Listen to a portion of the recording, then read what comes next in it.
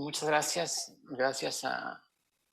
Por la invitación. Me siento distinguido y honrado de poder participar en el foro. No sé si voy a poder compartir mi presentación, si tengo facultades, porque como es viernes y es de noche, capaz que ahorita empieza todo a fallar. Sí, sí tiene, doctor. ¿Sí tengo? Bueno, en principio no sabía eh, por qué era yo convidado siendo un profesor del área de humanidades y, bueno, de las ciencias sociales o de humanidades, depende de quién nos evalúe. Y ustedes siendo de la salud. ¿Están viendo en mi pantalla? Sí. Sí. Ok. Sí. Pero escuchando lo que alcancé del trabajo de Alejandra y hace un momento con lo que decía Senia, ya comprendí muy bien que puede ser una visión, multidisciplinaria, interdisciplinaria sobre el asunto que estamos discutiendo.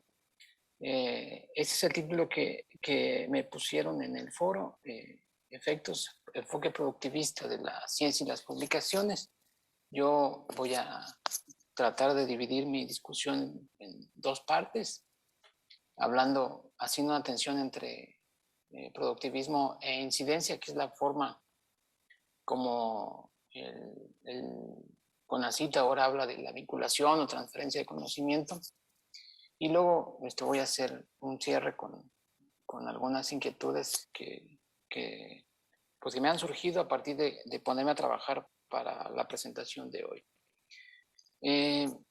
Primero voy a hacer una especie de curarme en salud o hacer una mea culpa, porque yo soy parte del sistema, es decir, estoy hablando desde dentro.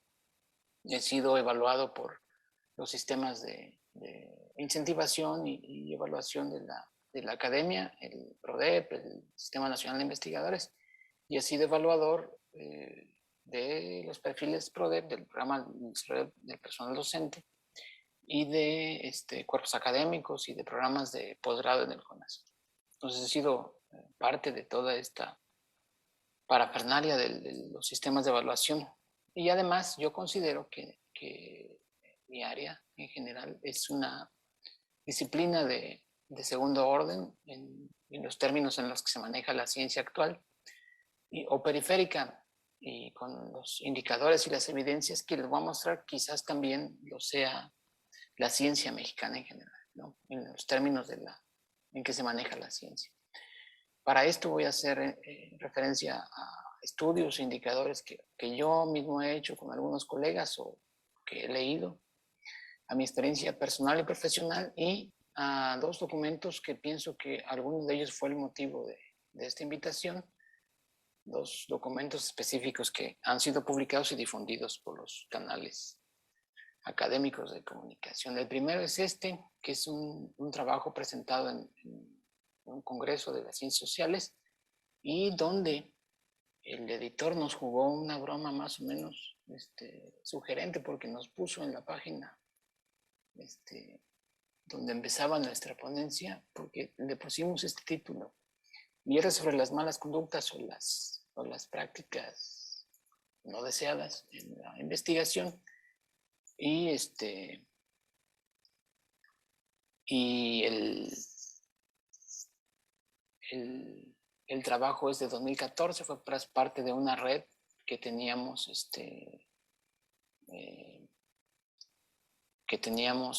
en 2013, 2014, una red que hablaba sobre la ética y la integridad de la investigación. Y a nosotros se nos ocurrió hablar de las malas conductas o las conductas cuestionables. Voy a usar las siglas en inglés, porque si uso las malas conductas va a aparecer nombre del partido político y no va a ser muy pertinente que hablemos ahora de partidos políticos. Y el segundo texto es yo creo que ese fue el que, ahora que hablaba Yaciel sobre mi trabajo, este es el asunto de la sobredimensión del paper como meta final de la investigación. Y entonces quiero plantear esta tensión. Hay dos aspectos que yo discuto en el documento y en mi trabajo en general, en mi trabajo sobre este asunto de la calidad y la pertinencia de la investigación, y voy a hacer énfasis en la atención. Por eso estos muñequitos aparecen así. Con calidad y estatus me voy a referir a los criterios o a las normas o a las reglas con las que se juega ahora, las que son válidas en la ciencia actual, no solamente nacional, sino en una buena parte del mundo, y en la pertinencia social, entendida ahora como incidencia, o bueno, signos de interrogación por la cuestión esta de que es algo que apareció recientemente en el reglamento del CONACYT, y a mí que me tocó evaluación este año del sistema nacional, me costaba trabajo entender el asunto de que antes era vinculación, transferencia o como en mi línea de investigación, uso o impacto de la investigación. Entonces, el hecho de las normas actuales, de las reglas con las que se rige la ciencia, nos pone en esta situación del paper como fetiche, como máxima representación de lo que significa la ciencia concretada en un objeto. Es decir, el artículo como por antonomasia el producto científico. Y algunos indicadores que se utilizan para hablar de la ciencia es el número de productos, el número de citas, el factor de impacto, que es el promedio de las citas, el índice H, que incluso sirve para la promoción, el ingreso laboral. Incluso a uno se lo solicitan ya en algunas ocasiones, le preguntan ¿cuál es tu índice H? O mandas una participación en una revista y te piden el índice H. En fin. Y también estas nuevas normas, estas reglas con las que se rige la ciencia, han generado, al menos en México, al menos en mi institución, al menos en la región, en las instituciones que yo conozco, resultados no deseados, ¿no? Y por eso existe esta tensión entre las malas conductas y conductas cuestionables, pero también los artículos, los papers nos sirven para el desarrollo disciplinario, para el intercambio entre colegas, para el avance de la ciencia, para la formación de estudiantes y pues para el ingreso y la promoción laboral. Entonces, el famoso publica o perece se volvió en publica y prospera porque justamente los sistemas de evaluación reconocieron o tienen a nivel institucional, en mi caso, a nivel nacional, en el Sistema Nacional de Investigación o en el PRODEP, el artículo como el producto más importante, el artículo indizado. Estos son algunos hallazgos en esta atención, estos son algunos hallazgos de la investigación que les digo que era yo parte de una red con mi grupo de colegas de aquí de la universidad, una red nacional, donde se investigaba la integridad y la ética en la investigación. Y este trabajo fue donde yo comencé a pensar en esta sobredimensión del paper como meta final de la investigación, porque el enfoque productivista en el cual se enmarca la presentación significa eso, obviar los medios, pensar en la meta final de la investigación como casi como el único fin o propósito de hacer trabajo académico o científico. Estos son algunos de los hallazgos que encontrábamos con cuestionarios, con entrevistas a investigadores de otras universidades o de la Universidad de Colima.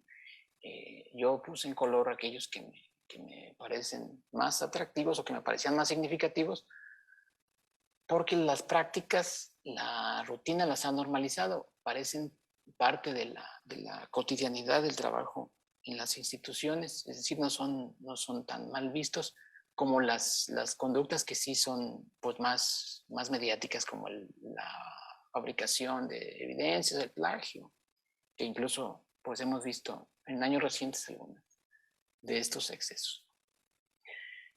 Bueno, estos autores y nosotros en aquel estudio de ese año, de hace 7 años, entendíamos que estas eran las razones en las cuales se marcaban esas razones o justificaciones la comisión de este tipo de acciones cuestionables o conductas cuestionables o prácticas poco deseadas de los programas de evaluación e incentivación de la ciencia. Que existía una devaluación de los medios legítimos para lograr los objetivos son reconocidos por el grupo, que existe esta presión por publicar y que el asociarle estímulos económicos pues ha descompuesto ha metido ruido a esta cuestión, ¿no? Y también existe una percepción, siempre existe una percepción de injusticia e inequidad respecto a cómo se distribuyen las oportunidades y los recursos, y además uno se compara con los colegas, ¿no? Entonces son en general el conjunto de razones que la investigación y nosotros encontrábamos o discutíamos en ese momento. Esta relación, esta tensión que yo estoy tratando de ponerles entre las conductas cuestionables y lo que genera el productivismo, tiene que ver con algo que ya algunos autores de diferentes lugares y de diferentes disciplinas han identificado con esta tensión en la apariencia, en la superficie, no en la sustancia, ¿no? Fue nombrado esnovismo educativo a principios de los 90, ahí me equivoqué en la fecha, por un evaluador norteamericano.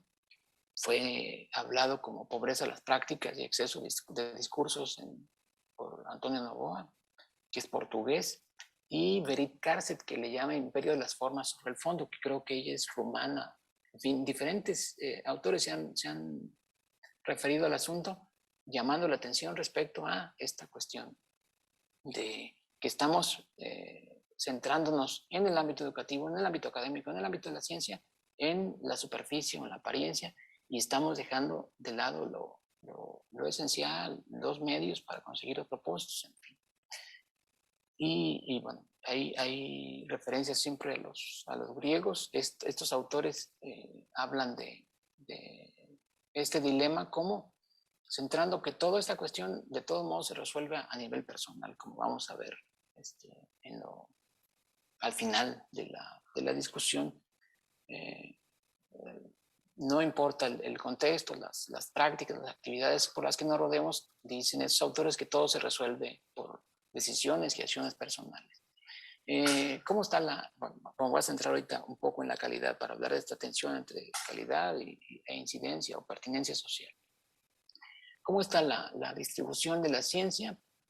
El informe de la ciencia de la UNESCO hacia 2030 de 2015 en cuanto a distribución de publicaciones y patentes.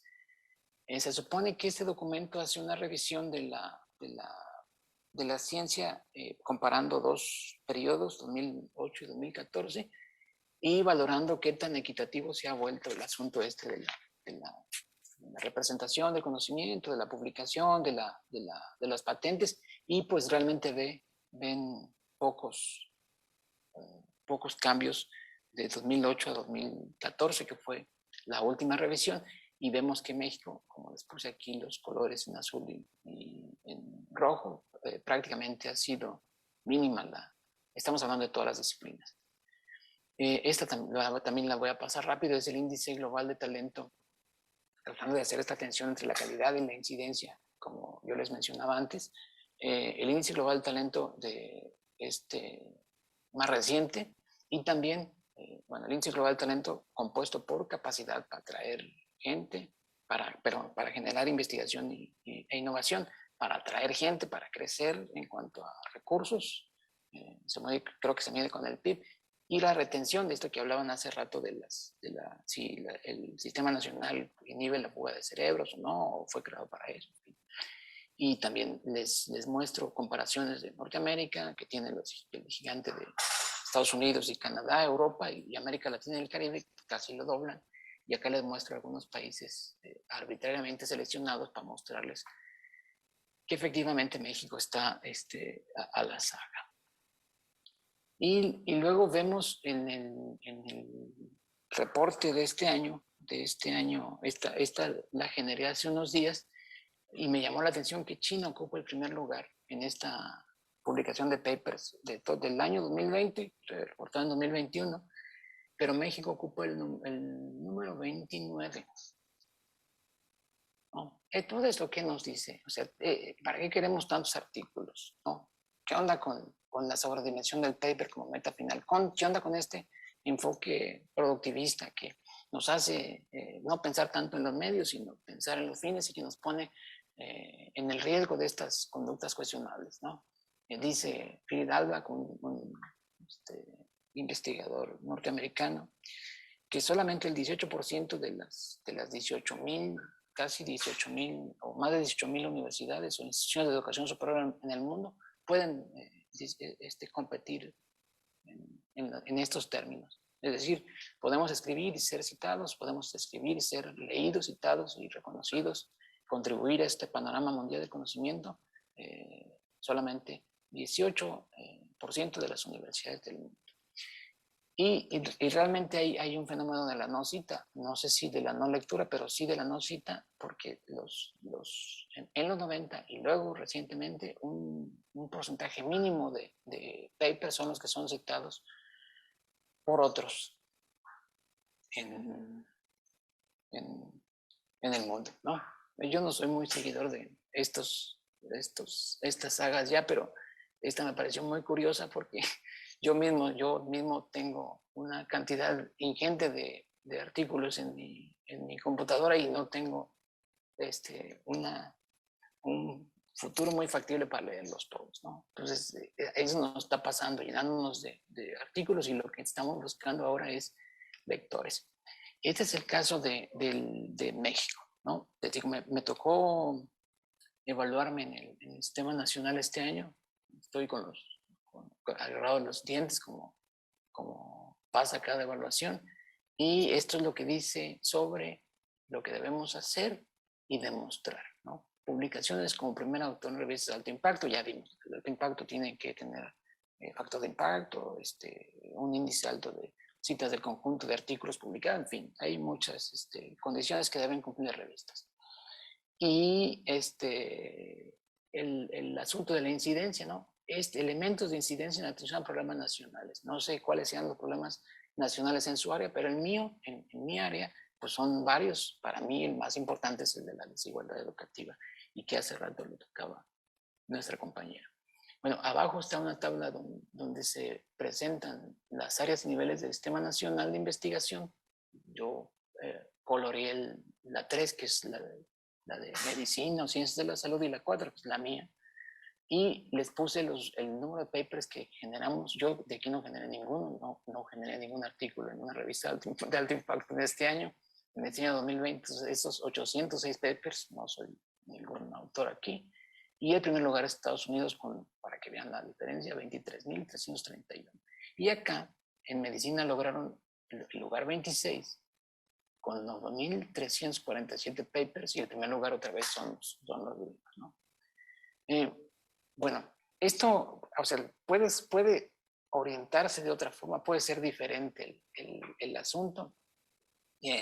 Yo en 2015, cuando escribí ese texto de la sobredimensión del paper, pensaba que sí.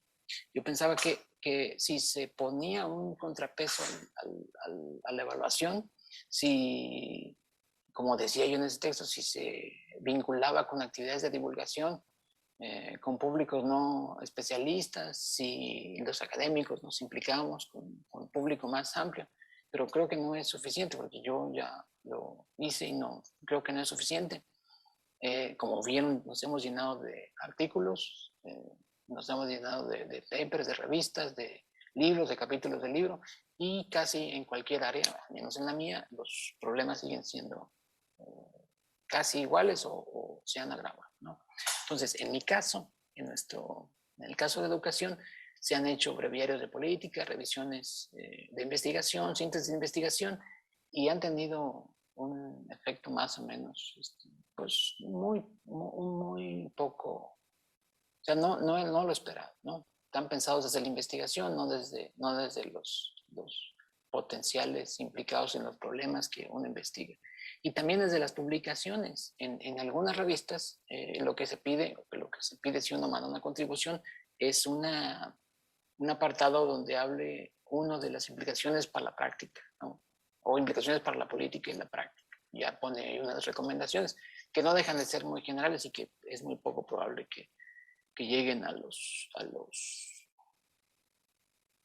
implicados o a quienes estén relacionados con estos problemas. Entonces, yo les decía que el desafío para mí, el más importante, es el de la desigualdad educativa, y conocemos mucho sobre eso, al menos en mi área, estoy hablando de la educación, desde hace unos 50 o más años, ¿no?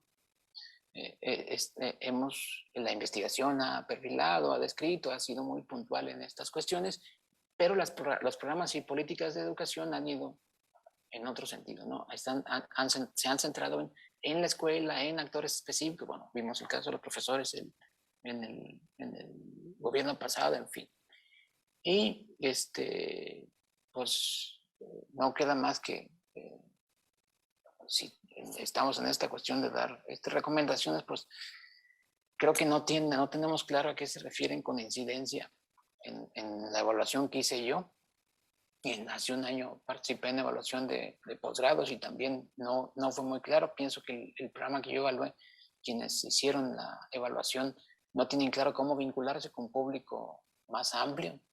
Creo que la política de ciencia, los programas de ciencia no tienen muy claro a qué se refieren o con transferencia, o con vinculación, o con incidencia, a menos en mi área, ¿no? Entonces, yo creo que todo termina siendo, como lo dije hace rato, citando a estos autores, sobre la acción individual con lo que uno puede hacer por su propia cuenta. ¿Sí? En situaciones como esta, platicando con colegas, tratando de pues, meterles ruido o algún tipo de curiosidad sobre estos asuntos, ¿no? Finalmente, con el tiempo, para ser respetuoso con el tiempo que me fue asignado, quiero cerrar aquí y les quiero compartir como dice aquel autor clásico, para recomendar un libro, pues hace falta traerlo a cuenta siempre, ¿no? Y yo estuve leyendo este texto hace poco y es uno de mis libros favoritos que haya leído en mi vida. Y justamente uno encuentra paralelismos o encuentra lo que anda pensando, pues fuentes de sus preocupaciones en todos lados. Y aquí lo encontré en este mito otra vez de los griegos, ¿no? Siempre va uno a los griegos, como decía una profesora mía en el posgrado, siempre uno va con los griegos, porque ahí está toda la sabiduría, ¿no? Entonces, sobre el mito sobre la invención de la escritura y cómo puede ser, pues, tanto un bálsamo como un antídoto, como un veneno. Muy bien, pues es todo. Es todo lo que yo tengo que decir. Muchas gracias por su atención y gracias por su invitación.